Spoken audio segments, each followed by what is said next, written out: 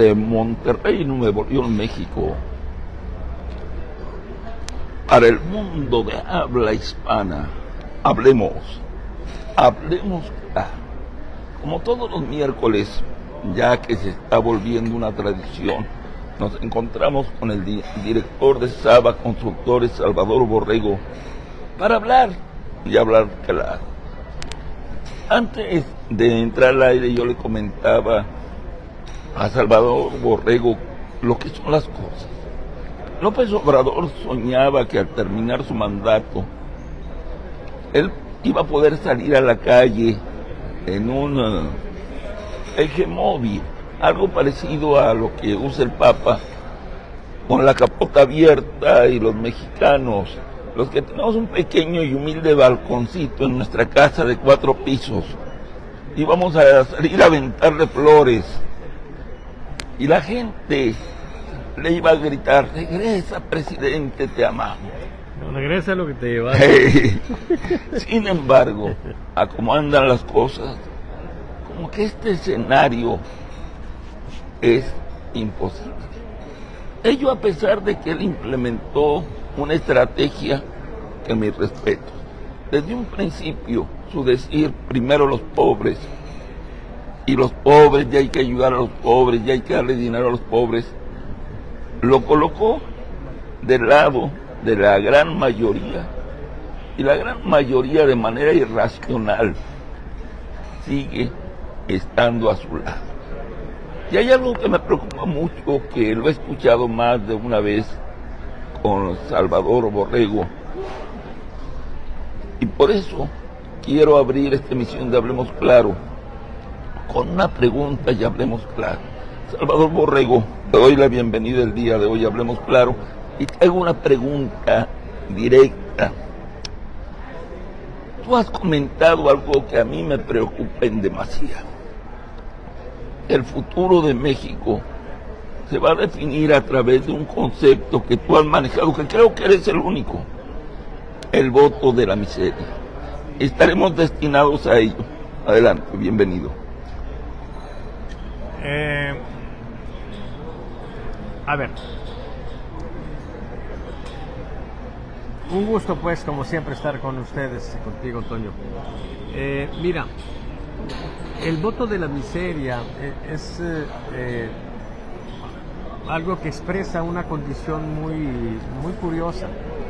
También a veces me refiero como el bono de la miseria a ese concepto.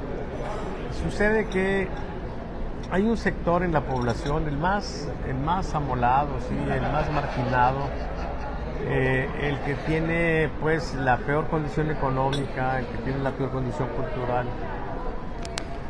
gente que ha sufrido y sufre cotidianamente las peores consecuencias de la condición nacional, ¿sí?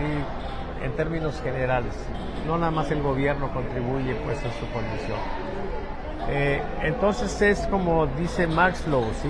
Es un sector social que está en la base de esa pirámide. Es una base grande, amplia, ¿sí?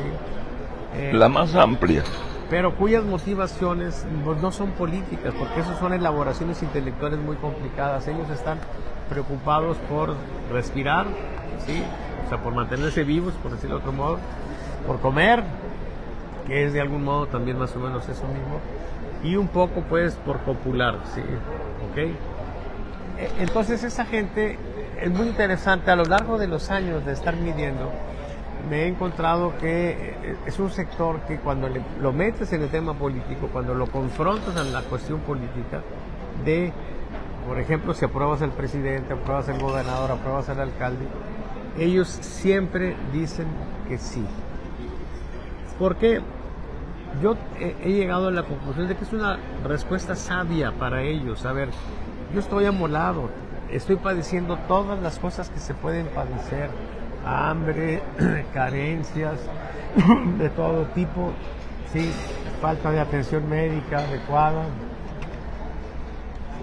Sufro pues la condición, sobre todo si tengo más o menos conciencia de las cosas, pues de no poderle dar a mis hijos lo que necesito, de ver morir a un familiar, pues dándole nada más paracetamol, ¿sí? ahora en la época del COVID. Y entonces esa gente vive en una condición de mucho temor. Y entonces cuando le dices apruebas a esta figura de poder, ellos de manera natural piensan que lo que les pone en la condición más segura, menos riesgosa, es decir, que sí aprueban. Y entonces se da el caso de que el presidente puede ser de un partido, el gobernador de otro partido y el alcalde de otro partido. Y apruebas al presidente sí, al gobernador también y al alcalde también.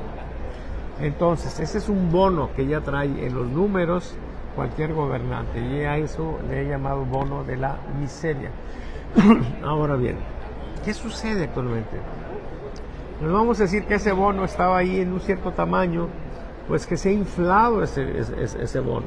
Se ha hecho más grande en este gobierno porque tenemos 5 años de que hay programas gubernamentales que le dan dinero en la mano a los viejitos, a los estudiantes, a las personas con discapacidad, a las madres solteras, y entonces eso hace que se haya generado una condición más grande de ese bono de la miseria, ¿sí? Que ha compensado de manera amplia la pérdida que tuvo el presidente cuando las personas ilustradas, las personas con estudios superiores que lo apoyaron en la elección del 18, se han ido alejando del presidente. Y no solo se han ido alejando, se han convertido en sus opositores, ¿sí? En sus adversarios. Y entonces tenemos el fenómeno, pues, de que ese grupo se hizo muy grande, trae números espectaculares, el presidente en aprobación arriba del 70%, y también trae intención de voto muy favorable para Claudia, ¿sí? Entonces, ese es el asunto. Puede ser que la elección se defina por el voto de la miseria, sí, por supuesto. Quizá no tan aparatosamente como están en los números, porque va a haber una reducción, porque están inflados electoralmente hablando, porque esa gente, pues, por su propia condición, tiende mucho a la abstención. Pero sí, la gente ilustrada pues es una minoría, y entonces en un contexto democrático, pues estamos ahí.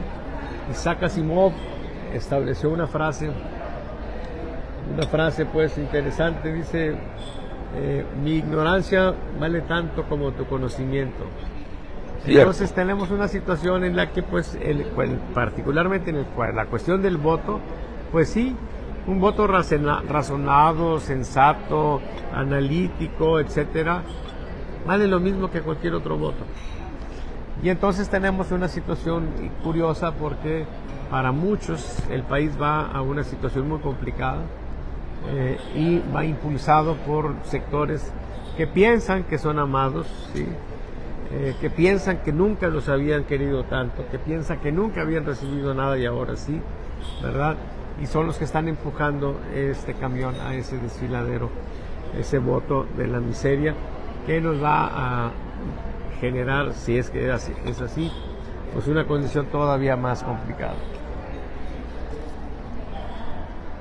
Dentro de la nueva lógica política, digo nueva lógica política porque la manera tradicional de analizar lo que está ocurriendo ya no es factible, ya no es posible.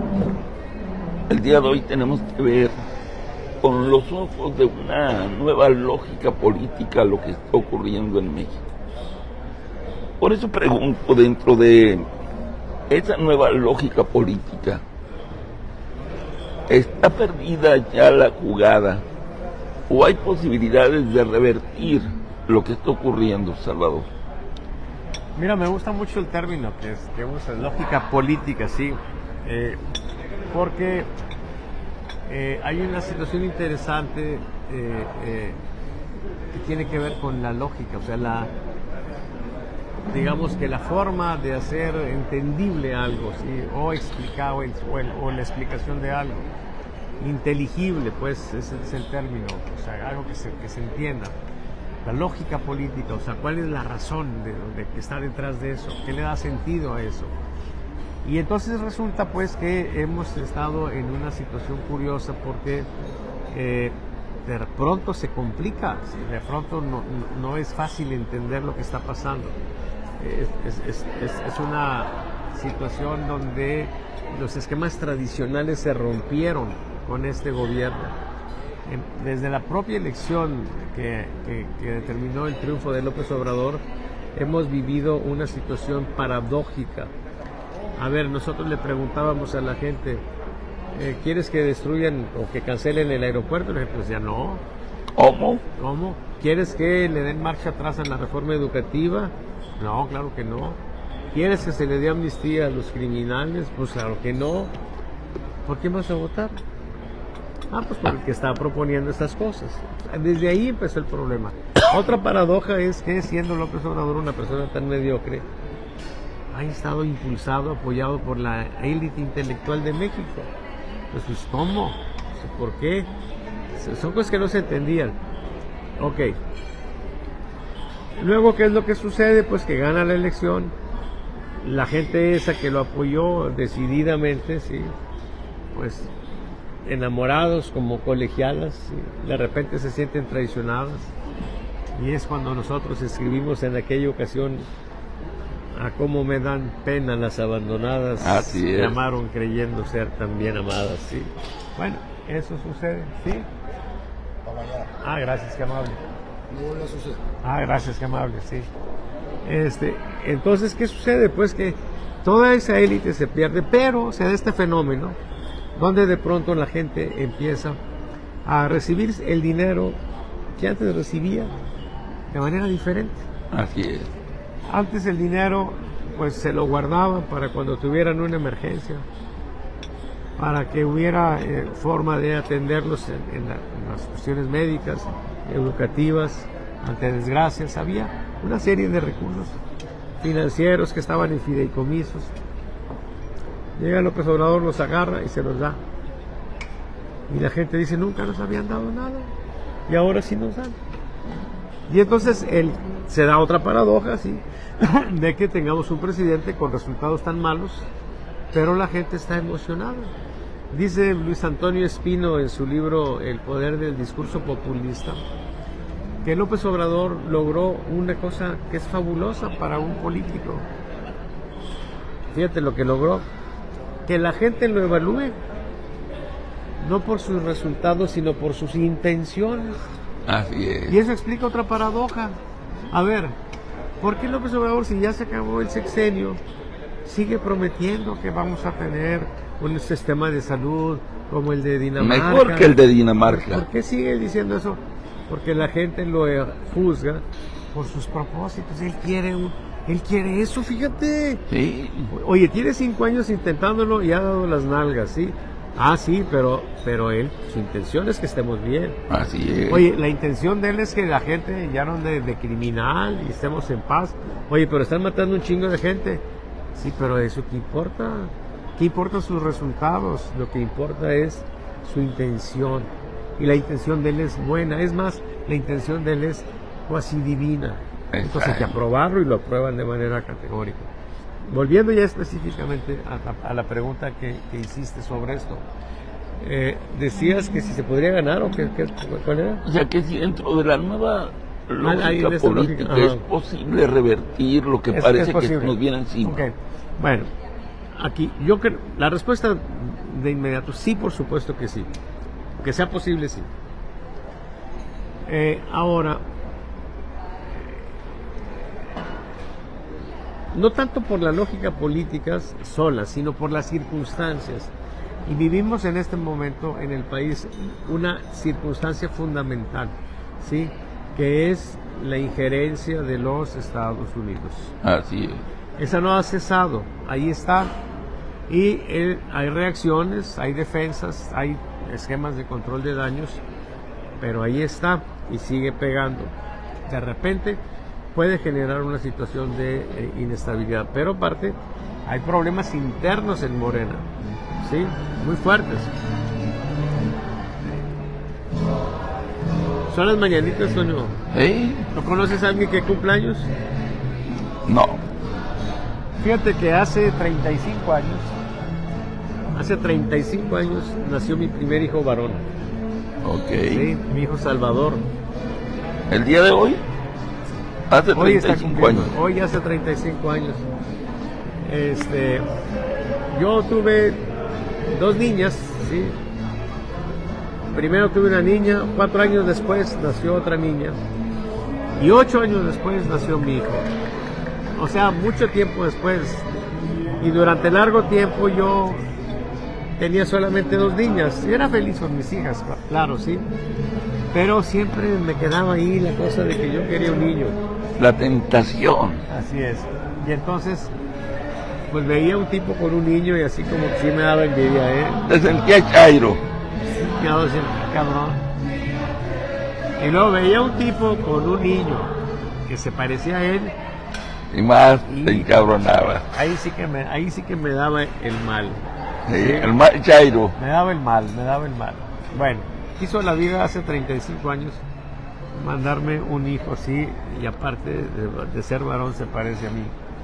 Para acabar de fregar se parece a mí, dice. Ni modo, pobre de él, sí. Me acuerdo que en aquella época yo trabajaba muy intensamente en la industria. 35 años, imagínate, fíjate qué recuerdos. Por aquellos años estaba de moda el asunto de la capacidad de proceso en la industria, un concepto que me introdujo la Ford, pero lo introdujo mal, y había muchas broncas porque la gente se quejaba, la gente que estaba aplicando ese concepto, y yo lo vi y encontré cuál era el problema. Y entonces trabajamos el maestro Owen, otra compañera que fue alumna de él también, de la Universidad de Texas, y entre los tres presentamos un artículo en Technometrics, que es la revista especializada más importante en esos temas en el mundo, y fuimos al congreso de la Asociación Americana de Estadística, que fue en Atlanta en esa ocasión, a presentar eso, y ahí estuvo la gente de la Ford, que eran los que habían metido el concepto, y les sirvió mucho lo que presentamos nosotros. O sea, entendimos que había variabilidad, había que encontrar los límites de confianza también, y fue de algún modo el tema. Y entonces yo estaba en esa época viviendo con mucha intensidad mi vida en la industria, y entonces me anuncia que mi hijo va a nacer. Yo estaba en El Salto, Jalisco, en Quiricel, una empresa iba cada 2 o 3 semanas a dar la asesoría a los ingenieros. Terminé ahí, llego a Monterrey, me voy a ver a mi hijo, sí, a ver qué nace. Lo veo, sí, me regreso al aeropuerto, sí, y me voy a Chihuahua porque la gente de la Ford en Chihuahua quería que les platicara un poco de eso, de la capacidad de procesos. Y ya hasta que regresé ya lo vi con más calma. Lo único que pude hacer fue pues ver si traía 10 deditos ahí, a ver, las cosas clásicas, lo tradicional. A ver si no salió algún defecto ahí visible. Y bueno, eso fue hace 35 años, me acordé por las mañanitas. Como hoy va a ser un día muy ajetreado y él se va a festejar que sabe dónde, ya desde ayer lo invité a comer y le di el abrazo y el beso. Pero bueno, entonces pues volvemos al tema. La lógica, por supuesto que puede suceder, pero te decía, son las circunstancias las que pueden cambiar, y la andanada que trae López Obrador, los gringos, está muy fuerte. Y hay una situación muy interesante, Toño, que yo no sé, en esto no hay casualidades, ¿sí? Hay causalidades. Y en época electoral todo es electoral. Así es. A ver, mira, fíjate, los gringos están a la ofensiva. En una situación así como que yo estoy jugando, sí, o sea, que amenazo y luego me retracto, sí, o sea, no, nos sale el embajador, no tenemos nada contra López Obrador y la chingada, pero siguen chingando, ok. Hubo una respuesta muy interesante de López Obrador, esto es una suposición mía, pero es muy probable. A ver, de repente se filtra que López Obrador solicita su ingreso al BRICS, o sea, la incorporación a un grupo, a un bloque económico, sí, conformado por India, Brasil, Rusia, China. Ahí está el mensaje. Y otros. Imagínate que México sea parte de ese grupo. Aguas. Pinche desmadre se hace. ¿Es una jugada suicida? Sí. Pero López Obrador, hace rato comentaste algo muy interesante. está obsesionado con pasar a la historia. Y ya pasó a la historia, ya está en la historia. Está en la historia como el presidente más pendejo que hemos tenido, como el peor presidente que hemos tenido en México. Pero todavía tiene una posibilidad de pasar a la historia como un héroe, ¿sí? Pero se necesitan jugadas suicidas. Una era esa. Y entonces, pues no tuvo, yo estoy suponiendo aquí, estoy bordando, pero simplemente, ¿qué fue lo que sucedió? De repente sale, ¡pum! Ya solicitamos ir al BRICS. A ver, si solicitamos ir al BRICS, ¿hay alguna duda de que nos acepten? Pues, chinga, está preaprobada la solicitud. Por claro. supuesto que nos van a aceptar, ¿sí? Ok, y a los gringos eso no les iba a caer nada bien. Poquitas horas después salió una aclaración de que es una noticia falsa. No es cierto, así como lo hicieron los gringos, ¿sí? O sea, no es cierto. Se las devolvió. No es cierto, sí, no es cierto, no queremos irnos para allá. Bueno, el punto aquí, ¿cuál es? Que estamos en un jaloneo, cada vez surgen nuevas evidencias y lo peor, cada vez surgen nuevas evidencias desde el interior de Morena, ¿sí? Y entonces ahí puede irse gestando una situación. ¿Qué fue lo que pasó esta semana? Que de pronto nosotros vimos que se incrementó a valor récord el porcentaje de personas que reciben dinero. ¿Cómo le hizo Presidencia? Una es que hayan repartido dinero ilegalmente, porque no deben de repartir en este periodo. Otra es que hayan generado un esquema para recordarle a la gente que recibe dinero. Para recordarle el amor. Mira, ya lo comprobamos. Fíjate, son muy chingones. Mira lo que hicieron. Mira lo que hicieron. Mandaron a hacer, creo que hacer a una cantidad grande, 50,000 o 150,000 personas, una notificación diciéndole: vamos a generar este nuevo apoyo, ¿ok? Para mujeres. Ok, entonces este dinero te va a llegar. Nada más tienes que solicitar. Nomás lo único que tienes que hacer, creo que es ser mujer, ¿sí? Tienes que solicitarla, ¿sí? Enviar esta solicitud, pero para que envíes esta solicitud, primero tienes que reenviar a tus contactos 5 veces esta. Entonces, reenvíalos. Y entonces, ya que nosotros tengamos aquí, ya los reenvió, ahora sí vamos a ver tu solicitud. Nada más imagínate, ¿en cuánto tiempo en una serie geométrica de ese tamaño llegas a la totalidad del país? ¡Es hecho madre! En minutos. Porque tú lo mandas a 5 y luego esas 5 lo mandan a otras 5. Nomás hacen la multiplicación. Y luego 5 por las 50,000 que tienes en 3 patadas. Sí. Prácticamente te puedo decir casi en un pinche día cubres a todo el país. En un pinche día, no, en minutos. ¿Ok? Y entonces, ¿qué pasó? Oye, ¿no violó la ley? No dio dinero. Pero sí le está prometiendo más dinero. ¿Y quién se enteraron? Todos. Y entonces en mi número, porque yo tengo un indicador, ¿sí? Porque a mí me da por levantarle la falda a veces para ver las nalgas a la muchacha, ¿sí? Te digo. ¿Ok? Y bueno, resulta que hay una pregunta que yo hago y es: ¿recibes tú o algún familiar algún apoyo de los programas asistenciales? Logró un valor récord. ¡Pum, cabrón! Y ese valor récord generó que el mejor político, López Obrador, sacó un valor récord. Claudia Sheinbaum, en intención de voto de manera espontánea, top of mind, sacó un valor récord y se recuperan de la chinga de la semana pasada. ¿Qué va a pasar la próxima semana? No sé. A lo mejor se les acaban las travesuras, a lo mejor de repente se rompe como quiera esa contención que están logrando. No sabemos.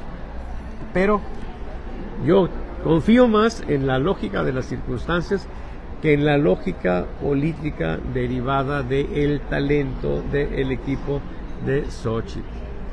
Creo que el equipo de Xochitl no está a la altura de este gran reto. Sí, están jugando a la propaganda, están jugando a decir que ya empataron y que ya van a ganar. Y bueno, pues así van a seguir hasta que llegue el día de la elección. Y si las circunstancias no los favorecen, pues van a sufrir un descalabro de la chingada. Quiero comentar a nuestro público, tanto del espacio de la revista Ecos como de Salvador Borrego, el día de ayer por la noche se repitió como cada martes la mesa grillera. Compañero, Bueno, ¿me cambian tanta cita? Sí. se repitió la mesa grillera en X. No se repitió porque hayamos transmitido la mesa grillera anterior, no, sino se repitió la acción de que estuvimos en X dialogando con diferentes personas. Y hubo una que me llamó mucho la atención su decir. Él dijo lo del hashtag narcopresidente, no pegó, es más, se revirtió como boomerang en contra de la oposición. Y hoy en la mañana corre como reguero de pólvora un hecho que si en realidad no lo hubiera pegado tan duro al presidente y no le estuviera pegando todavía, no se hubiera dado.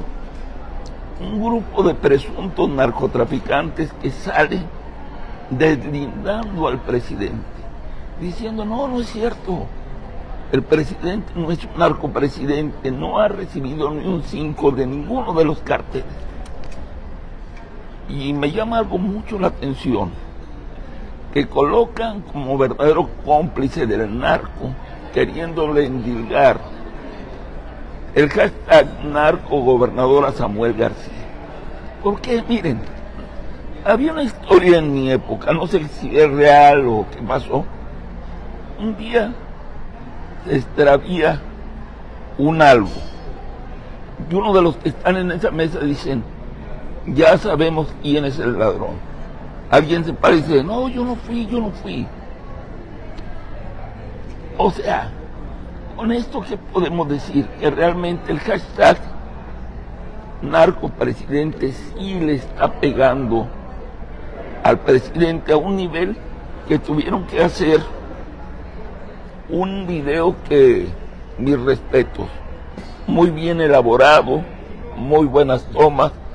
Hay algunos que me dicen, y ya lo había comentado Loret de Mola, hasta sacó por ahí una parodia, de que es parecido a los videos que transmite Pigmenio Ibarra. Salvador, ¿realmente le está pegando este hashtag? ¿Cuál es tu visión? Sí, evidentemente le está pegando. Para empezar, es un hashtag que se ha mantenido. Sí, gracias compañero. Y si pudiera tener un poquito de agua, sí. Es un hashtag que se ha mantenido por más de un mes ya. Sí, y sigue creciendo. Se ha colocado también en lugares importantes a nivel mundial. Así es. Y sobre todo está ahí porque pues muchos medios internacionales han insistido en esa conexión del presidente con el narcotráfico. Entonces sí tenemos ahí una situación pues complicada, y sí el presidente pues está siendo, digamos que presionado para tratar de salir de eso, pero es un problema grave, o sea, muy fuerte. Él quizá no entiende, quizás su megalomanía no le permite ver, pero a ver, imagínate que se empieza a decir de una dama que es pues digamos que de conductas permisivas, ¿no? Por de la vida galante. De algún modo. O sea, ¿para qué le mueves al tema? Sí, oye. O sea, simplemente entre menos se mueva, pues menos daños le va a hacer. Pero en ese tipo de cosas es tan grave el problema, Toño, que no es un problema externo, es un problema interno. El presidente dice que está molesto porque Claudio Sheinbaum no se ha deslindado categóricamente de esa acusación que le hace, no lo ha defendido enfáticamente, dicen. Pero Claudio no es la única. A ver, hay 22 o 21 gobernadores de Morena. Tradicionalmente cuando el presidente tenía un problema ellos sacaban un desplegado, ¿sí? Sacaban un desplegado. Voy a tomar tantito café, compañeros.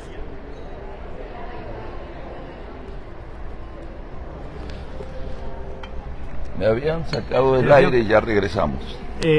Normalmente cuando López Obrador tenía un problema, los gobernadores sacaban un desplegado apoyándolo, pero de manera incondicional, sí, pero clara. Hasta la ignominia. Bueno, ¿dónde está ese desplegado diciendo que López Obrador no tiene nexos con el narco?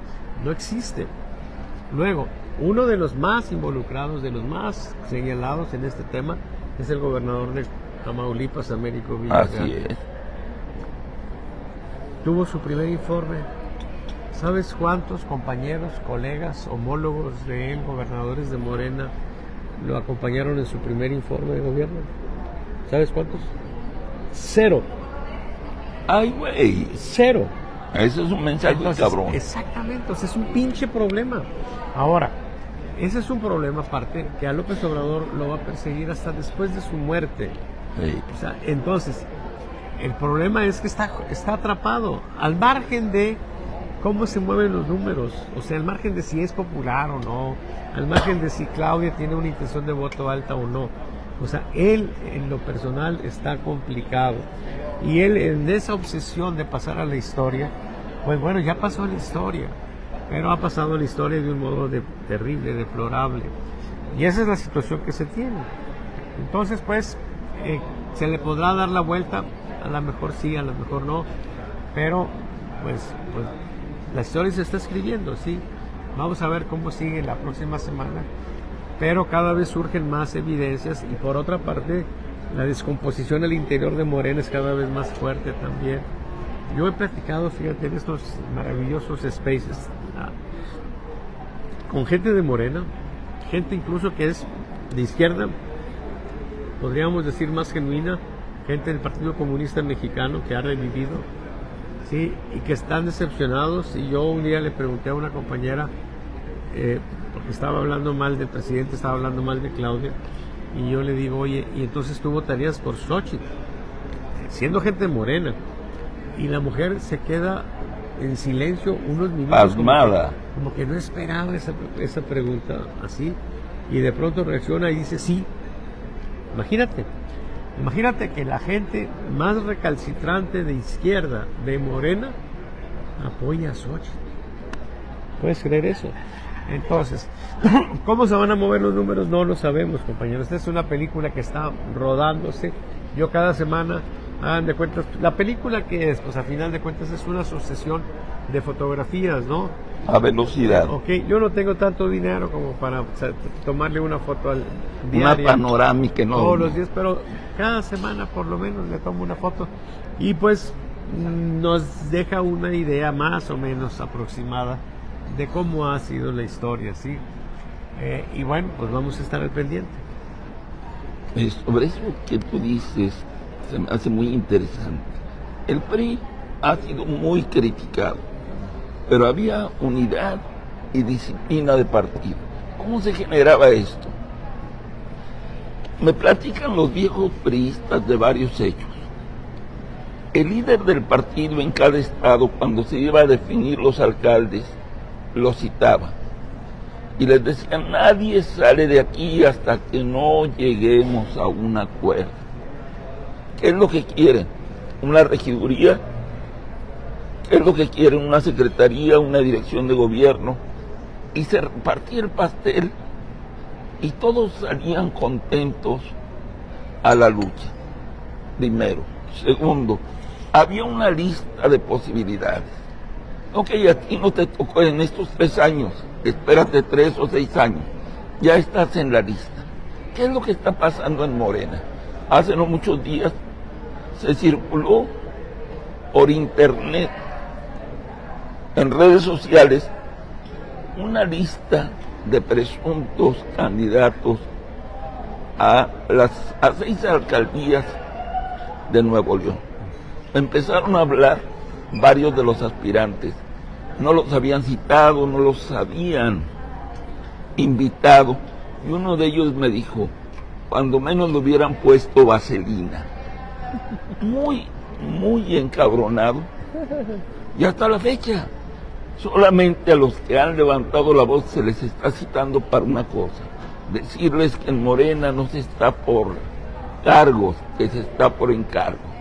Que lo fundamental es el pueblo, que se olviden de las ambiciones vulgares y perversas, todo ese rollo que quieren manejar ideológico, pero que se va a dar una fractura encabronada. Al interior de Morena ya se está generando y apenas llevan 6. definiciones de candidatos, la cosa se va a poner muy cabrón. Y dicen que como es arriba, es abajo. Si abajo hay inconformidad, rebota hacia arriba, hasta el voto presidencial, el voto para las senadurías, y más en Nuevo León, que es un estado muy atípico. Ya nos adelantaste algo sobre esto que íbamos a comentar, Salvador. ¿Cómo sientes tú el ambiente? Fractura, reconciliación, ¿qué posibilidades le ves a Morena? Más cuando ya tronó con el Partido del Trabajo ese tórrido amor que decían tener, Sí. tronó, y de manera muy gacha. La profesora Lupita, en una emisión de Hablemos Claro, hasta acusó de que hubo traiciones en su contra. Y cuando hay traición, hay venganza. Claro. Y yo no veo, y creo que es creo que es de los dientes para afuera ese decir de que todo el PT va, ¿cómo podríamos decir? De manera incondicional con Claudia. Sí. ¿Cómo ves tú eso? Abunda un poco, por favor. A ver, es un fenómeno muy interesante ese, porque tú dices, a ver, ¿qué pasaba en el PRI anterior que ahora ya no se ve? Y es una misma idea que se expresa de diferentes maneras, ¿sí? Pero que tiene que ver con un concepto central, ¿sí? Que es lo fundamental, ¿sí? Que es hacer política. O sea, ¿qué es hacer política? Había un término que definía más las cosas, ¿sí? Más que de manera directa por lo opuesto. Decía, eso es impolítico. Exacto. ¿Verdad? Y entonces, en el esquema antiguo de los priistas viejos, que tanto se ha denostado, como tanto se ha denostado a los hombres machos, por ejemplo, sí, que todavía quedamos algunos de aquellas generaciones. Ya muy poquito. Sí, de repente modificaron los conceptos. De repente el priista se hizo una caricatura terrible y es un dinosaurio, así. Y entonces vemos ese pinche dinosaurio, como también de los machos. Imagínate, ahora a los maricones les pusieron machos. Ah, sí. Porque no otra cosa que un pinche maricón es aquel que golpea a una mujer aprovechando de su condición de fortaleza física superior. Sí, o sea, pues es un pinche maricón, pero ahora resulta que le dicen machos. Nosotros antes les decíamos putos, pero ahora son machos. ¿Por qué? Porque los psicólogos pendejos les quisieron poner machos a ellos. No se hagan pendejos. O sea, un hombre macho era un cabrón formal, que cumplía su palabra, ¿sí? Que tenía una responsabilidad con su mujer, con sus hijos. Ese era un hombre macho, era un hombre formal, ¿sí? Sobre todo que cumplía su palabra, ¿sí? Ese era un hombre, ¿ok? Y a nosotros, en la cultura nuestra, nos decían, sea macho, cabrón. Hey. Sí, o sea, hágase Oye, macho, a veces cabrón, con el cinto en la mano el papá te lo decía. No, de repente los psicólogos se empezaron con sus mamadas, ¿no? Y ahora ya, todo, ay, eres macho, sí. Ayer una dama me preguntaba, yo le dije, soy macho, por supuesto que sí. Sí. Y jamás he agredido a una mujer y no va a ser usted la primera que agreda, ¿sí? A pesar de que me esté insultando, ¿sí? Ok, pero bueno, ese es otro tema. A lo que voy es a lo siguiente. En el discurso, en la conexión, ¿sí? Cuando se decía, oye, esto, ¿cómo ves? Y decía, pues sí, es interesante y sería bueno, pero es impolítico. Sí. Y a la chingada, ¿por qué? Porque es impolítico. O sea, tú tienes que ser formal en los tratos. Hay quienes piensan, algunos historiadores, que la seriedad en el gobierno federal que tuvo y que luego perdió, por supuesto, sí, fue un poco consecuencia de la herencia sonorense, de la gente norteña, ¿sí? Que tiene pues como un punto de honor honrar la palabra. Así es. ¿Sí? En mi familia hay historias, compañeros, ¿sí? de casas que se perdieron en juego y llegan a reclamar, porque están, son deudas de honor, ¿sí? Así es. Y entonces, bueno, el punto aquí es el siguiente. Nosotros tenemos una situación donde honrar la palabra era una cosa importante. Dicen que los sonorenses nos dejaron esa herencia. A mí todavía me tocó, fíjate, en los 70s, 80s, los 70s todavía. Me tocó, por ejemplo, que me dijera alguien, me acuerdo que mi suegro, ¿sí?, de aquella época, me dijo, oye, hay un pelado que es director de una escuela técnica federal y él tiene mucho compromiso conmigo, me debe muchos favores, ¿sí? Y yo le pedí un favor, quiero ver si el tipo corresponde. Le pedí que te asignara unas clases ahí para ti. Y yo dije, bueno, yo trabajaba en la universidad, pero dije, bueno, pues una chambita esta, pues está bien. Fui con el director, me dice, mira, ¿cómo no vas a trabajar tantas horas, etcétera, etcétera? Y te incorporas pues, ya la próxima, no sé, una semana, 2 semanas, no sé cuánto. Y entonces me dice algo que me sorprende y me lleva a esa idea que estamos comentando. Me dice, públicalo. Y yo dije, ¿cómo? ¿Lo saco en el norte que voy a trabajar aquí dando clases? O busco a Lomas, no sé, yo creo que Lomas todavía no existía, chingada. Todavía en el proyecto estaba. ¿Cómo lo publique? Entonces yo le pregunto, ¿cómo que lo publique? Me dice, sí, coméntalo entre tus familiares, entre tus amigos, que vas a trabajar aquí. Fíjate por qué.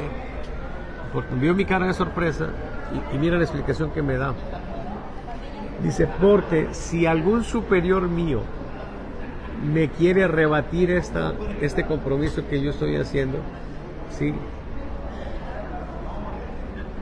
lo que lo detendría es que yo le diga es que eso ya eso ya es público. O sea, es un compromiso formal de nosotros, gobierno federal, con este señor, ¿sí? Y ya su entorno social lo sabe. Y nosotros, gobierno, no podemos ser unos pinches maricones que se rajan. No podemos y tenemos que honrar deshonrarnos. nuestra palabra, como los pinches gobiernos que hoy tenemos, sí, que son una bola de maricones. De repente hacen un trato contigo y no, simplemente se rajan. Lo rompen. ¿Entiendes? Lo rompen, sí. ¿sí? Bueno, ese es el asunto. Esa herencia tuvimos y esa formalidad, por supuesto que facilitaba toda la política. A ver, ¿cuál es el problema que tenemos? Por ejemplo, aquí en Nuevo León, ¿cuántos acuerdos se han hecho entre los actores políticos? ¿Y qué sucede? Se rompen. Por una razón o por otra se rompen. O sea, dejamos de honrar la palabra, dejamos de ser hombres en la pinche política y por eso tenemos los problemas que tenemos hoy en día. ¿Sí? Entonces, esa situación se daba y se pierde ahora, ¿sí? Y por supuesto que tendríamos que regresar a ese tipo de cuestiones de formalidad, de conocimiento, de hacer política. Y una cuestión fundamental en la política es honrar la palabra, porque si no, no vas a hacer acuerdos. Hay un chorro de cosas en política que no las puedes firmar. No puedes firmarlas, o sea, no, hay gente muy pendeja como Marco Cortés que hace un acuerdo aquí en Coahuila de que le iba a dar unos. Bueno, pero son casos extremos de pendejez en la política nacional, ¿sí? Pero en términos generales, cada vez son mayores, por cierto. En términos generales, pues la política es un quid pro quo. O sea, ok, te voy a dar esto que me pides, pero yo qué voy a recibir a cambio. Eso es fundamental, ¿sí? Es básico. Ok, pero muchas de esas cosas, pues oye, pues no se ven tan bien. A lo mejor no son ilegales del todo, o no son ilegales, pero no son muy honorables tampoco. Pueden ser consideradas como un poco inmorales. Ok, pues haces un acuerdo. El otro debe de honrarlo, ¿sí? Y si simplemente se aprovecha de que no hay un papel firmado, de que no se puede proceder legalmente contra mí, y simplemente yo tengo como una de las alternativas fundamentales de vida ser un pinche rajón culero, y me rajo. Sí. ¿Entiendes? Entonces ese es el problema. Y entonces, ¿qué tenemos? Pues una situación muy grave, pero estamos en un punto muy interesante. Porque en esa idea de que yo me rajo, en esa idea de que yo desde el poder juego, entonces hay una situación que en el libro nacional Populismo, ¿sí?, de Matthew, no me acuerdo exactamente los autores, la frase, Toño, que prácticamente es el hilo conductor de todo el libro, es que hay un sector social, hay un sector en la comunidad que siente que no es tomada en cuenta. Entonces, ese candidato que dice, me chingaron, ¿Qué es lo que te está diciendo en esencia? No me están tomando en cuenta. ¿Sí? No me están tomando en cuenta. ¿Por qué llega López Obrador al poder? Pues porque hubo una élite que no tomaba en cuenta a la gente. Yo creo que, por ejemplo, del gobierno de Peña Nieto, el personaje que más personifica a esa élite es Luis Videgaray. Sí. ¿Sí? Un tipo mamoncísimo, ¿sí? Incluso dentro de los propios actores políticos lo veían como un cabrón mamón. Sí, bueno, ese puñetas es el que tiene un peso importante y de algún modo representa el gobierno de Peña Nieto. ¿Y entonces qué sucede? Pues que un sector muy amplio siente que no es tomado en cuenta, siente que es despreciada, siente que los ven como ignorantes, como pendejos, etcétera. Y esa gente entonces está inconforme. Si llega un líder carismático como López Obrador, ahí tiene una base de apoyo muy importante que le permite, como le permitió a López Obrador, acceder al poder. ¿Ok? ¿Qué es lo que está pasando ahora? Que esa misma razón por la cual López Obrador llega al poder se está incubando al interior de Morena. La misma gente de Morena te dice, no me toman en cuenta, siguen sin tomarme en cuenta. Sin embargo, como este mundo es muy extraño, resulta que los de la oposición, en lugar de aprovechar esa situación, insisten en decirle a los chairos que votan por Morena que son unos pendejos, que no entienden. Y el factor en ese que no me toman en cuenta, ¿sí? El factor más importante, no es una cuestión que tenga que ver con el tema económico. No es que los ricos no nos toman en cuenta los clasemedieros, no. Es una bronca que tiene que ver con la escolaridad, ¿sí? O sea, la gente que se quedó sin carrera o que se quedó a nivel de prepa o secundaria, ya no digan la gente que se quedó nada más con primaria.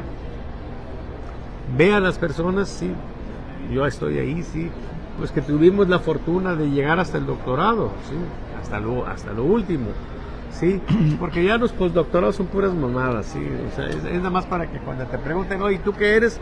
Que te digan postdoctor, ¿entiendes? ¿Sí? Multidoctor. Postdoctor, sí, realmente se estudia otra cosa, ¿no? Vamos, no siguen avanzando en el sentido ascendente, sino que estudian algo lateral ahí, de alguna manera hacerse pendejos, ¿sí? O también porque el pinche doctorado que sacaron pues está muy jodidón, entonces necesita ahí un poco soportarlo, ¿no? Pero bueno, el punto aquí es que somos una élite, sí somos una élite. Ok, pues inevitablemente lo somos. Llegamos hasta arriba en el tema. Tenemos una condición de títulos nobiliarios raros, sí. Pues sí, un poco, los demás son plebeyos en esa perspectiva, sí. No podemos negarlo. Pero de ahí a ser mamones, sí, es otra cosa. O sea, sí, o sea, vamos, a mí hay gente que me dice doctor, pues me dice doctor. Otros me dicen señor, pues me dice señor. Otros me dicen como les dé la gana. Yo no estoy preocupado por esas cosas, ni le estoy imponiendo nada a nadie sobre eso, sí. Ya te platiqué una historia sobre esto, sí, la vez pasada, de cuando me encontré un compañero que se doctoró la noche anterior, defendió su tesis doctoral ahí en la Metodista del Sur, donde estudiamos. Y entonces me lo encuentro, lo saludo ahí pues en las esplanadas ahí, y le digo, oye, ¿cómo te fue? Me dijo, pues ya soy doctor. Le dije, ah, mira, felicidades, qué padre. Y le digo, oye, ¿y cómo te sientes ahora ya de doctor? Y me dice, pues fíjate que me siento el mismo pendejo de siempre. No es garantía de... Y entonces yo le contesto, pues también, sí, le digo, oye, vinimos por un grado, no por un milagro, cabrón. Sí. O sea, pues no sé por qué tenías esa expectativa. Entonces son cosas diferentes, sí. Tampoco es falsa modestia, sí, ¿no? Eso es claro que hay una diferencia, sí. Pero el punto aquí es que, pues no por eso hay que dejar de tomar en cuenta la opinión valiosa de la gente. Porque también tenemos que reconocer una cosa. De prepa para arriba, Toño, de prepa para arriba, ya tú estás en una condición ya muy especializada. Estás en un tema jurídico, contable, médico, etcétera. Pero lo que te da la base cultural para jugar a la política, para discutir temas generales, etcétera, con una condición suficientemente sustentada, es el nivel medio. Una persona con secundaria, con prepa, perfectamente puede y tiene un juicio que debe ser tomado en cuenta, sí, porque es un juicio elaborado en base a una base adecuada, pues, de formación y de conocimiento. Antes era la primaria, acuérdate. No, primero era saber leer y escribir. Claro, que era el propósito de la primaria, o sea, la gente quería, yo hasta sexto año. Así ¿sí? es. Yo me acuerdo de repente que cuando tenía amigos que se casaban con alguna dama que ya tenía hijos, decía, yo le dije, mira, tus hijos hasta sexto, chico. Sí. Hasta ahí, o sea, yo no me comprometo a Jamás. allá en el pueblo, chingado. Pero bueno, el punto pues es que tenemos una situación interesante porque eso que es el corazón de la inconformidad, ¿sí? Está teniendo presencia también en la gente de Morena, pero la gente de la oposición no lo advierte y lo replica y no orienta a la gente de que no debes de estar despreciando a la gente, no debes de estar reclamándole a la gente porque vote por Morena, no debes de estarle reclamando a la gente porque está enamorada de AMLO, no, simplemente tú preséntale, mira, nosotros pensamos esto, yo te respeto, o sea, no te cuestiono, no te condeno por apoyar a López Obrador, ¿sí? O sea, no es así. Que se sientan algunos, como el caso mío, ¿eh? Yo no estoy condenando a alguien porque apoya a López Obrador, pero si digo que López Obrador es un pendejo, pues no falta un chairo que viene y se me enoja y se ofende. Pero bueno, pues se ofende porque se quiere ofender, ¿sí? Yo no estoy hablando de él, yo estoy hablando del otro señor, ¿sí? ¿Verdad? Entonces, pues, esa es la situación que tenemos muy interesante.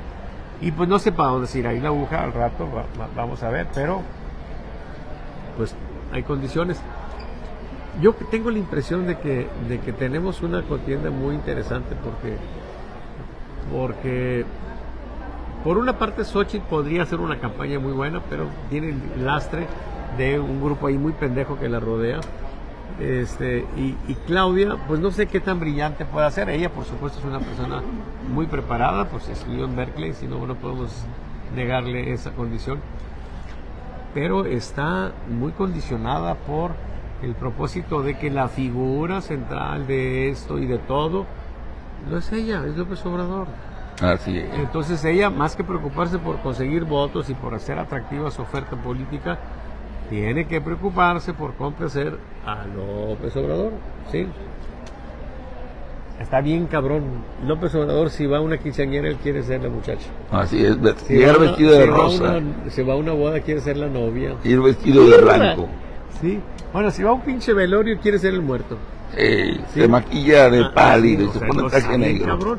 Entonces el reto de Claudia es ir a la lucha, sí, pero con camisa de fuerza. Sí. Sí, con camisa de fuerza, porque aparte tiene que decir una serie de locuras, decir que todo está maravilloso, que todo está con madre, que el gobierno de López Obrador ha sido chingoncísimo y que por eso ya va por el segundo piso, pues es de locura. Sí, agarrar la palabra continuidad como lema de campaña está de la chingada. Sí, tiene mucha ventaja. Vamos a poner el segundo Vamos a ver si piso. le aguanta, sí. Pero pues ella está luchando en esa condición. Entonces, pues va a ser interesante, ¿verdad? O sea, y el otro cuate que ahí anda, que no es nada poco pendejo, o sea, Álvarez Maínez es un tipo listo. Y ya los discursos que se le empiezan a escuchar, ya te llama la atención. Quién sabe cómo le irán en los debates, pero de repente, y empieza a puede avanzar. aprender. Y lo poquito que ha avanzado ya, está agarrando gente con estudios superiores, o sea, le puede carcomer a Xochitl un poco, ¿sí? Pero bueno, Oye, ahí va. hay un punto que se me hace en demasía interesante, y es el sentir popular. Hoy más que nunca se está haciendo la promoción de los pejecitos. Podemos decir, ¿esto qué tiene que ver? Los pejecitos son unos monitos de peluche. Están en Mercado Libre, en todas partes. Lo están vendiendo. En redes sociales pasan figuras. Pero en el mercado negro hay unos pejecitos que salen más caros. ¿Sí? Sí, porque vienen en pelotas. Órale. Está el presidente en pelotines. Oye. Ese está pero vendiéndose de a madre. Imagino. O sea, mira, si eres una persona seguidora de AMLO normal, lo compras así con ropita, ¿sí? Sí, Pero si eres así pero muy asiduo, muy fuerte, lo compras en pelotines. sí. Sí, sí, sí. A lo que voy es, Te cuando... van a enojar conmigo algunos. mínimo. ¿Qué crees? Oye, no sé si te acuerdas qué fue lo que hicieron cuando quisieron generar, cuando éramos jóvenes, los ídolos del ring. Empezaron a hacer monitos Ah, claro. de El Santo, de Blue Demon. Hacían álbumes y te los vendían con las fotografías, las estampitas de todos los luchadores. Llegó un nivel donde tú veías a los barquillos corre y corre con la toalla amarrada al cuello. Claro. Nada más que es al revés, Toño. O sea, no es que ese tipo de cosas genere el ídolo. O sea, es al revés, o sea, hay un ídolo. Exacto. Y porque hay un ídolo, entonces hay mercado para esas cosas. O sea, López Exacto. Obrador, para mucha gente, es un ídolo en el sentido de que no tenemos una cuestión de convencimiento, de identificación, tenemos una condición de idolatría. Exacto. Sí, o sea, López Obrador es idolatrado por un sector no pequeño de mexicanos. Muy grande. Cuando tú platicas con ellos, algunas gentes me dicen a mí, yo rezo todas las noches para que no le pase nada al presidente. Y entonces, ante esa situación, por supuesto que hay un mercado. ¿Para qué? Para todo lo que tenga que ver con él. Él, todo lo que toca, sí hace que la gente se oriente en ese sentido. En cierto modo, por ejemplo, la campaña de Claudia es correcta y está dando buenos resultados, porque ella lo que tiene que hacer es decir, yo soy gente que está ligada a López Obrador. Así es. Aparentemente todo el mundo lo sabe, pero hay que recordárselo. Aquí estamos más que digamos que en contra de la estrategia que ella tiene de identificarse con López Obrador, estamos en contra de que exagere. O sea, simplemente que no exagere. Sí, que ella simplemente diga, o sea, estamos aquí porque somos gente que toda la vida hemos luchado en un proyecto que está en proceso del presidente López Obrador y nosotros vamos a continuar su obra. Con eso hay. Sí, pero no me vengas a decir que estamos mejor en salud, que estamos mejor y que la chica. No, porque eso sí ya empezamos a tener problemas. Es como en la iglesia. Cuando en la iglesia te dicen, esta es nuestra fe. Sí, una sarta de cosas bien cabronas de entender, sí, ¿verdad? Pero es nuestra fe. Bueno, hasta ahí tú dices, ok, estamos de acuerdo. Pero ya cuando el sacerdote empieza a tratar de hacerte entender y justificarte y explicarte, y entonces empieza a hacer una sarta de mamadas, y tú dices, chinga, ya párale, güey, no mames. Yo aguanto No dos, exageres. yo aguanto 2, 3, pero ya más de 3 no. Me desmayo. Me desmayo, sí, entonces me voy, sí, digo a mi vieja, ¿sabes qué? Ay, quédate, este cabrón ya me saturó de pendejadas y me voy. Sí, entonces el asunto aquí es pues que Claudia, yo creo que debería de mesurarse un poco. Por supuesto que el presidente, si ella se mesura, pues se va a engorilar, o sea, Me va a dar el ataque. El drama más interesante en esta contienda electoral es el que vive Claudia, ¿sí? Pero bueno, así están las cosas. Antes de irnos, hay un tema que no se nos puede escapar. Hoy en la mañana, desde temprano, me llegó información de los normalistas que estaban al exterior de Palacio Nacional, que estaban pidiendo solamente una cosa, que terminando la mañanera López Obrador saliera a recibir. Simple y sencillamente los ignoró olímpicamente. A López Obrador le valió madre, que dijeron que pues, son sus enemigos, que lo quieren desgastar, etcétera. Tomaron un camioncito, una unidad de la Comisión Federal de Electricidad, y en reversa tumbaron una de las puertas. Esta situación simbólicamente se me hace bien cabrón. ¿Y qué fue lo que dijo el presidente? Los va a recibir el subsecretario de Gobernación. ¿Por qué López Obrador, si tanto ama al pueblo, o a menos que los normalistas no sean gente del pueblo, pues mínimamente debería de haber dicho, ¿saben qué? Tengo 15 minutos, salir, señores, aquí estoy, vamos a platicar qué es lo que está pasando, ¿no? O sea, ¿qué lectura te da a ti este hecho tan simple que ya es nota internacional? Ay, Dios. Pues mira, crearon ellos ese Frankenstein, ¿sí? Y se revierte contra ellos. Así es. Hay una expresión popular que dice: cría cuervos y te sacarán los ojos. Cuando ocurrió el tema de Ayotzinapa, yo trabajaba para la presidencia de la República, era por supuesto Enrique Peña Nieto el presidente. Y estaba Luis Videgaray, del que nos acordamos hace rato, pues en control de muchas cosas, con unos esquemas medio pendejos, sí, que mucho daño le hicieron a Peña Nieto. Y ahí se dio un fenómeno interesante, porque nosotros medíamos a diario, sí, vamos, había presupuesto, había con para qué la presidencia, sí. Y entonces resulta que cuando se presenta lo de Ayotzinapa, en mi monitoreo, la alerta sonó al día siguiente. O sea, nosotros desde el día siguiente le informamos estábamos en presidencia, no le informamos a la presidencia, estábamos en presidencia. Le informamos pues al presidente, ¿sí? Yo no tenía trato directo con él, pero pues el equipo de ahí, que ese era un problema grave. Y el puñetas de Videgaray decidió estársela tranquila unas 2 ignorarlo. semanas. En esas 2 semanas lo voltearon, lo empinaron, y lo órale, violaron, ¿sí? Y se lo chingaron. sin vaselina. A ver, en un municipio gobernado por los Abarca, amigos del presidente López Obrador, de su partido, en un estado de Aguirre, también de su partido, y resulta que el pendejo que tuvo la culpa fue Peña. Claro. No mames. Bueno, se lo chingaron. Y ese fue un asunto en el que desde el primer momento que se dio el fenómeno, ¿sí?, se da una utilización brutal del tema, ¿sí? A ver, tú le preguntabas a la gente qué piensas de eso que está pasando con los estudiantes de Ayotzinapa, y en general había una actitud de la gente de conmiseración, de preocupación. Bueno, pues no es poca cosa, los asesinaron. Pero le preguntabas a la gente de Guerrero, la gente que sufre las atrocidades, las barbaridades de estos muchachos, y decía, qué bueno que se los chingaron.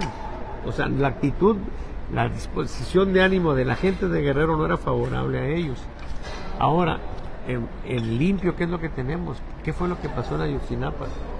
Pues que unos estudiantes roban 2 camiones, los roban, los secuestran, un delito, por supuesto. Así es. Ocurrió una desgracia, iba droga en uno de esos camiones, y entonces se empieza a dar una situación, aparte de una serie de confusiones.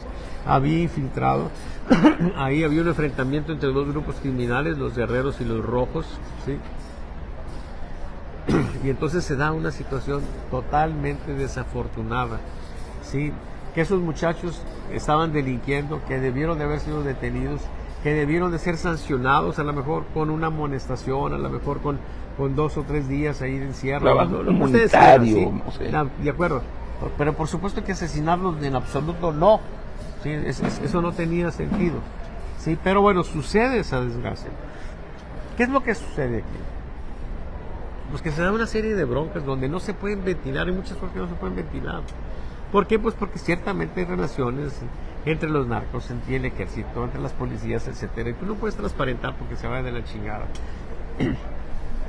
Y entonces ese tipo de cosas genera un caldo de cultivo propicio para unas narrativas muy favorables al discurso de López Obrador. Y casi te puedo decir, Toño, López Obrador es presidente por la utilización que hizo de este asunto, porque eso de la mamá de la Casa Blanca no tuvo ningún impacto. Así Hay es. quienes forman su narrativa en función de las encuestas puñetas que consumen. Yo medía a diario, entonces a mí no me vengan con mamadas, ¿sí? Okay, la Casa Blanca no tuvo un efecto realmente importante, pero lo de Ayotzinapa sí, ¿sí? Y el gasolinazo también al final. Así es. ¿Sí? Entonces, el punto aquí, ¿cuál es? Pues que nosotros tenemos a un presidente, López Obrador, que medró, aprovechó la tragedia de los jóvenes, les dieron dinero, buscaron dinero. A ver, ¿de dónde chingados iban a sacar los padres de familia para andar llevando su mensaje en Europa, en Nueva York? Eso cuesta una lana. Por supuesto. Sí, hubo una utilización brutal, descarada, sí, infame. El punto máximo de la infamia es cuando Alejandro Encinas les dice, ya en el gobierno de López Obrador, les dice, se nos vamos a dar vivos. ¿Cuáles vivos, hombre? No mamen. Todo mundo sabe que los asesinaron. Y hubo El gente que lo aceptó. padre Solalinde, violando el derecho, el secreto de confesión, hizo público que uno de los malandros que habían participado en eso le dijo, pues los muchachos los matamos. Sí. Se murieron. ¿Sí? Cuando vino José Mújica, expresidente de Uruguay, y platica con las personas estas de los 43, les dice, búsquenlos en sus corazones. Entonces no nos hagamos pendejos en este tema. López Obrador medró con eso, sí. Los padres de familia también han medrado, hijos de la chingada. Cabrones, ¿por qué no tomaron la responsabilidad? ¿Por qué no le reclaman al pendejo director de su escuela? Sí. ¿Por qué no van con los maestros de ahí de Ayotzinapa, de la Normal, y dicen, hijos de su pinche madre? ¿Por qué mandaron a mis hijos que apenas iban entrando aquí a ir a protestar a México? Aquí yo los mandé a estudiar, no los mandé a que tuvieran esas pendejadas. Ah, no, esos güeyes no tienen ningún problema, ninguna responsabilidad. Sí, y los papás han medrado con eso también. Sí, igual que aquí el papá de Devani está medrando con la muerte Ya de es Devani. candidato. Ya es candidato el pendejo, sí. O Por sea, no Movimiento mamen. Ciudadano. Sí, ok, son cosas políticamente correctas, sí. Es que se ve muy feo lo que yo estoy diciendo, por supuesto que se ve horrible, sí, pero a veces lo más heroico es enfrentar la verdad. Y la verdad es que López Obrador utilizó criminalmente, descaradamente, brutalmente la tragedia de Ayotzinapa y hoy está empezando a pagar las consecuencias, ¿sí? Entonces, bueno, el monstruo que creaste ahora te está mordiendo las nalgas, pues que te las muerda, cabrón. Sí, ese es un asunto que tú generaste, pues ahora chútatelo. Así están las cosas, lamentablemente. ¿Crees que esta situación ¿Tienes un poquito de agua? se pudiera multiplicar? Que así como un grupo de normalistas llegó y derribó la puerta, ¿tú crees que ante la evasión que tiene ahorita López Obrador no va a querer atender nada? Al rato los otros grupos también vayan a querer replicar eso. Claro, por supuesto. Claro. Ya quedó el antecedente, ya se ve que se puede. Por supuesto que mañana yo me imagino que van a poner ahí algunas franjas de metálicas o algo, pues para que eso no vuelva a suceder, sí. Pero López Obrador está viviendo el principio del fin, sí, y está enfrentando las consecuencias de sus barrabasadas, de sus atrocidades. Y bueno, el doctor Alfredo Piñeiro, que fue muy amigo mío, Ex rector de la Universidad Autónoma de Nuevo León, tenía una frase muy interesante que pues así como que es difícil estar totalmente de acuerdo con ella, pero cuando vemos este tipo de cosas decimos, bueno, pues tenía razón, sí. Dice, a final de cuentas, cada quien recibe lo que merece. Y López Obrador está recibiendo en este momento lo que merece, ¿sí? Y le falta. Como diría un amigo mío, para terminar esta emisión solo puedo decir, ¡ay, güey! ¿Algo más que desees agregar? No, nada más desearles pues que disfruten la primavera, porque evidentemente el invierno ya se acabó. Llegó antes el cabrón, ¿sí? Nos adelantó. Es correcto, es de estación del año honorable también irse antes, ¿sí? Sí. Y entonces ya podemos disfrutar de camisas de manga corta, ¿sí? Y disfrutar de este periodo que es el más hermoso, pues, de la primavera, que es, pues, marzo, un pedacito de marzo, un pedacito de abril, mayo, y en junio ya se va, ¿sí? Dice Amado Nervo, cierto, a mis lozanías. Bueno, él decía, va a seguir el invierno, pero pues yo ya estoy en invierno, entonces yo digo, cierto, a mis lozanías, ha seguido el invierno, ¿sí? Ya estoy jodidor, ¿sí? Mas tú no me dijiste que mayo fuese eterno, ¿sí? Entonces, disfruten de la primavera, compañeros. Es una época hermosa de renovación. Ojalá que se renueve la fe, la esperanza también, sobre todo la la disposición de ánimo para participar en la política. Sí, ojalá que de aquí a 3 meses tengamos una condición de entusiasmo y nos veamos en las urnas. Sí. Y bueno, pues que la pasen bien. Este sábado tenemos Bohemia, compañero. Sí. ¿Y mañana? ¿Mañana qué día es? Mañana tenemos la mesa grillera. Aquí mismo, a las 9 de la mañana. De 9 a 11 definimos los temas. A las 11 hacemos una transmisión así, exactamente como lo estamos haciendo ahorita aquí. Bueno, lo hacemos nosotros en esta, sí. Tú no lo haces en la tuya los jueves. Pero también lo podrías hacer si quieres. Entonces, sí. Entonces, pues, aquí vamos a estar mañana. Hoy en la noche con Goyo, sí. Vamos a estar descafeinados, fíjate, como que no quieren en Televisa que demos resultados de cómo van las cosas. Por alguna razón nos han pues limitado ahí, de modo. Pero por lo pronto, aquí nos vemos mañana y la próxima semana, ya saben, aquí con Toño Lomas a las 11:30 los miércoles. Oye, te quiero deslindar de las consecuencias de un comentario que quiero hacer. Tú lo filtraste, ni modo. Uno como periodista normalmente tiene esa tentación de dar a conocer lo que uno considera importante. Nos comentaste la probable visita, no es seguro, la probable visita de tu compañero de micrófonos en Televisa, Ramón Alberto, que me daría mucho gusto que estuviera mañana a la mesa grillera. Pues él me ha dicho, sí, la bronca es que, mira, Ramón Alberto es un príncipe de la comunicación. Un rockstar. Sí, o sea, no es fácil, pues. Pero él ha expresado su deseo de venir y yo le dije, pues nos almidonarías la camisa si vas, ojalá que venga, y a ver cómo nos va, porque pues, ya ves que de repente alguien se detiene y nos saluda, ¿sí? Si tenemos a Ramón Alberto, pues yo creo que va a ser un desfile, ¿sí? De gente. Es una de las magias de la popularidad.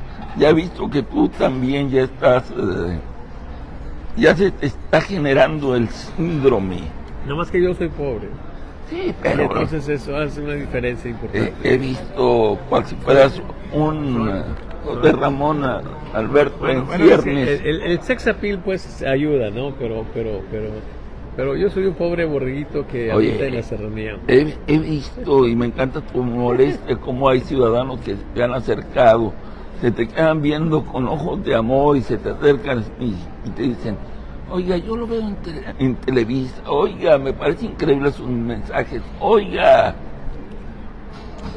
Pues es que, pues ni modo, ¿qué le vamos a hacer? Podríamos decir, es que el que no conoce a Dios en cualquier huizache sinca. Bueno, igual que siempre les digo, nos vemos el próximo miércoles, ayúdenos a compartir y a seguir con esta tradición de los miércoles, escuchando la opinión del director de Saba Consultores, Salvador Borrego. Pero muchas gracias y hasta la próxima. Bye, compañeros.